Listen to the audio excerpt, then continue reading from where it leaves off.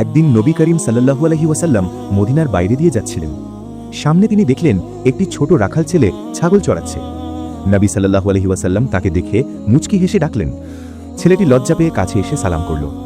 নবী সাল্লাল্লাহু আলাইহি ওয়াসাল্লাম আদর করে তার মাথায় হাত বুলিয়ে জিজ্ঞেস করলেন, বাছা, তোমার কাছে কি দুধ আছে?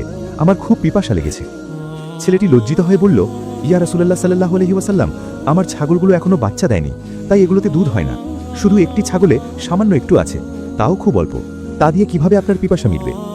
নবী সাল্লাল্লাহু আলাইহি ওয়াসাল্লাম মুচকি হেসে বললেন, কোনো সমস্যা নেই, সেটুকুই নিয়ে এসো। ছেলেটি দৌড়ে গেল।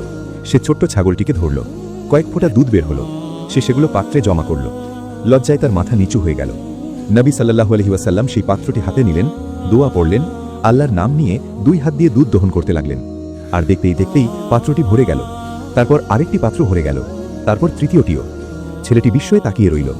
নবী সাল্লাল্লাহু আলাইহি ওয়াসাল্লাম সকল সাহাবাকে দুধ পান করালেন। এরপর ছেলেটিকে একটি পেয়ালা ভরে দিয়ে বললেন, এখন তুমি পান করো এবং তোমার বাড়ির লোকদেরও পান করাও। ছেলেটি কান্নায় ভেঙে পড়ে বলল, ইয়া রাসূলুল্লাহ সাল্লাল্লাহু আলাইহি ওয়াসাল্লাম, আপনি সত্যিই আল্লাহর নবী। নবী সাল্লাল্লাহু আলাইহি ওয়াসাল্লাম মুচকি হেসে বললেন, আল্লাহ যাকে ইচ্ছা তাকে দান করেন। যদি নবী করিম সাল্লাল্লাহু আলাইহি ওয়াসাল্লাম এইরকম আরও কাহিনী শুনতে চান, তাহলে চ্যানেলটিকে সাবস্ক্রাইব করুন এবং কমেন্টে লিখুন, আই লাভ মুহাম্মদ।